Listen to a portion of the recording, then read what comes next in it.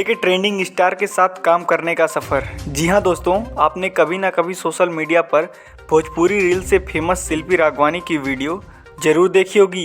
ये लड़की अपने दम पर रील्स बना के फेमस हुई, फिर इसे भोजपुरी इंडस्ट्री में ट्रेंडिंग स्टार के साथ काम करने का मौका मिला।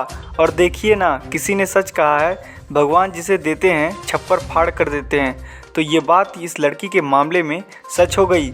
शिल्पी राघवानी को एक से एक बढ़ के प्रोजेक्ट में काम मिल रहा है। फिलहाल उन्होंने मूवी में भी काम किया है और बहुत बड़े बड़े स्टारों के साथ स्टेज शो कर रही हैं। उनका कहना है, उनके लिए ट्रेंडिंग स्टार और पावर स्टार भोजपुरी के अन्य सभी कलाकार एक समान है।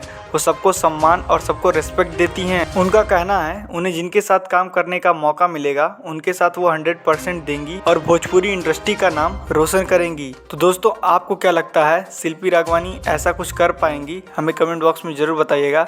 अगर हमारी वीडियो पसंद आई हो तो लाइक शेयर सब्सक्राइब करना ना भूलिएगा।